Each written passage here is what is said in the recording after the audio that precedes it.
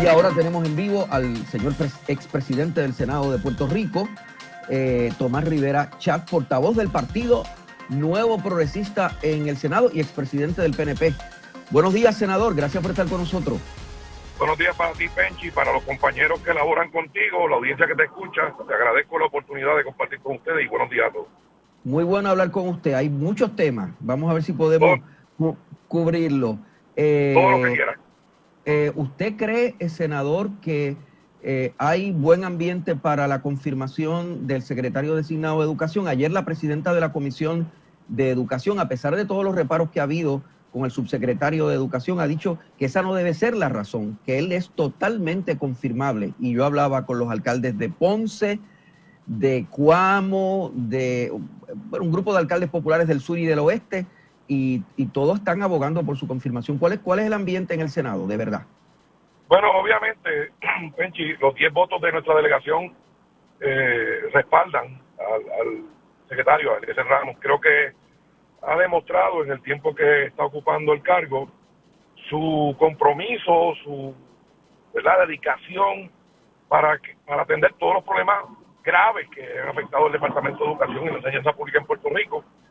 Lo ha hecho sin distinción y sin ningún tipo de discrimen. Me parece que eso habla extraordinariamente de él y por eso ha logrado el apoyo de múltiples sectores políticos, educativos y en general que reconocen su labor.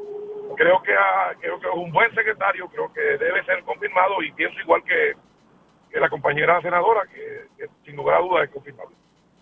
Ahora, ahí está el asunto de que hay un subsecretario que él no nombró y que a veces se ha dicho que es una imposición de la fortaleza. ¿Qué debe hacerse ahí?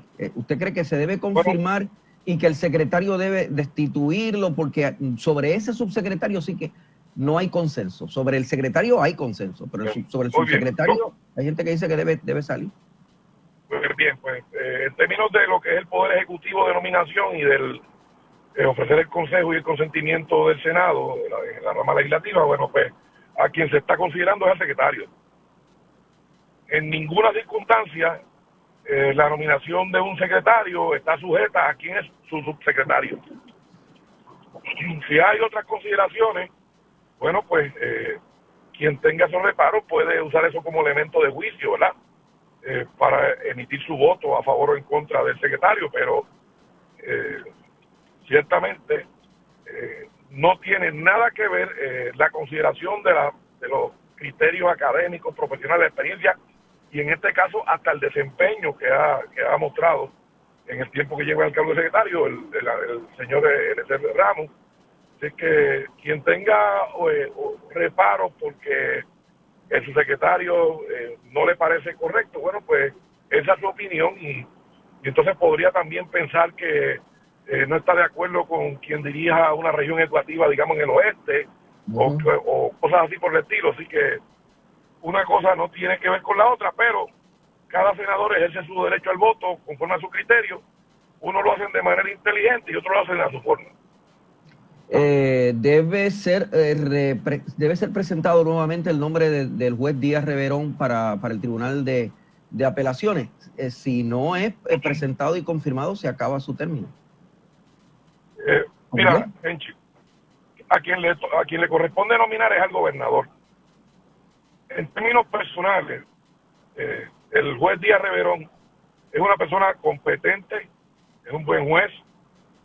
En estos días trataron de hacer unas alegaciones, una alegada demanda que son absolutamente falsas y lo hicieron con la intención de hacer daño, pero las credenciales del juez hablan por sí solas en términos de su desempeño, que ha sido excelente en la judicatura. Un abogado competente, un juez eficiente. Lo quieren penalizar porque su esposa fue gobernadora y fue candidata en el PNP. Bueno, pues hay quien también toma esos criterios en consideración, pero en términos profesionales, académicos y personales, no hay duda de que el juez Díaz Reverón merece el ascenso, es un gran juez, y las alegaciones que se han hecho en contra de él, de un supuesto obsequio de un vehículo, son libelosas, difamatorias y viciosas. debe aprobarse como ya se aprobó a viva voz, ¿verdad? Pero debe endosarse en una sesión extraordinaria de la legislatura la reforma laboral como está legislada, o eso hay que revisarlo otra vez. ¿Cuál es tu análisis sobre eso? Pues Penchi, te voy a explicar brevemente lo que ocurrió. Me parece que no hay duda en la mente de los puertorriqueños que la inmensa mayoría de los legisladores, me atrevería a decir que casi todos, tanto en Cámara como en Senado, favorecen una reforma laboral. Y en los temas que se discutieron, pues había consenso, ¿verdad? En todas las delegaciones de los partidos políticos y el compañero independiente Vargas Pidó. Lo que ocurre es que el último día de sesión, apenas unos minutos antes de que culminara el proceso, entregan un informe de conferencia que no se pudo revisar, que no se pudo leer con la profundidad que merece.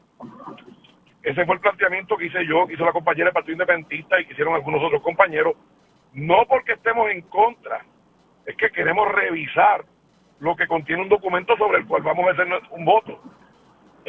Así las cosas, pues el presidente del Senado optó por dejarlo sobre la mesa, de modo que si se convoca una extraordinaria, como el gobernador ha dicho que considera hacer, se incluya eso y podamos de aquí a esa fecha leerlo, si hay alguna duda aclararla, si hay alguna preocupación pues atenderla, y entonces hacer un ejercicio digamos responsable y profundo sobre un tema que es de cardinal importancia para Puerto Rico. Una de las dudas que hay es sobre el pago doble o de tiempo y medio en días feriados, sobre todo el pequeño y mediano comercio, que dicen que ellos no pueden enfrentar ese coste. ¿Usted pues mira, qué cree? Penchi, mira, tan trabajador es el que labora en una panadería como el que labora en una megatienda. Son exactamente igual de trabajadores o trabajadoras, igual. Así que los derechos de un trabajador no deben estar necesariamente subeditados a dónde está su ubicación, a quién es su patrón, si es un patrono, digamos, grande, como alguna gente lo quiere llamar, o si es un patrono mediano pequeño, como alguna gente quiere llamar. Yo tengo la impresión de que los pequeños y medianos comerciantes son más grandes que las megatiendas porque son los que mantienen los empleos en Puerto Rico, los empleos constantes, su dinero se queda aquí y son el patrono mayor, ¿verdad? Los pequeños y medianos comerciantes. Así que crear un balance entre lo que es los derechos de los trabajadores y sin afectar ese ánimo de inversión y ese ánimo de un patrono, digamos, de la dimensión que sea, pues eso es cardinal y eso debe examinarse. Senador, ¿es irrelevante que gane, que devengue un ingreso mayor de $1 millón el presidente de Luma Energy? ¿O claro no es que irrelevante? No. Claro que no, es más que relevante. Es más que relevante. O sea, usted no puede decirle a Puerto Rico que, por ejemplo, la Autoridad de Energía Eléctrica estaba operando en déficit. Yo escucho algunos medios de comunicación diciendo, mira, Luma está operando con 32 millones en déficit. Si la autoridad tenía el mismo problema. El sistema de retiro de la autoridad estaba quebrado y no estaba Luma metido ahí. Lo manejaron ellos mismos. Entonces, decir que no es relevante cuando hay un problema económico, pues claro, ¿cómo es que pueden disponer de trabajadores? ¿Cómo es que pueden recortar un montón de gastos? Y los sueldos de los ejecutivos son de esas cantidades millonarias. Pues claro. ¿Y este dinero usted lo considera público o no lo considera público? Ese dinero del que se nutren esos ingresos, senador. Déjame terminarte de contestar. No tan solo es relevante los salarios, sino que son indignantes. O sea, indigna que un trabajador gane mucho menos, que sacrificarse. Entonces los ejecutivos, pues, no tan solo es relevante, indigna la cantidad, porque si estamos en quiebra, pues todos, y hay un problema económico, pues todos, desde el jefe más grande hasta el más pequeño trabajador, tienen que ajustarse la nómina. ¿Y ese dinero es público o es un dinero privado, en su análisis? Bueno, quien paga por los servicios es el gobierno de Puerto Rico. Quien paga por los servicios es el gobierno de Puerto Rico y se nutre también de las facturas que pagan los clientes de la Autoridad de Energía Eléctrica. Bueno. Ciertamente un ente privado toma sus decisiones ciertamente eso es innegable, pero sus decisiones deben estar a tono a la realidad fiscal, económica y social de Puerto Rico, y también a la realidad económica de la empresa o de la corporación. Gracias, senador. Gracias por estar con nosotros. Cómo no, gracias a ti.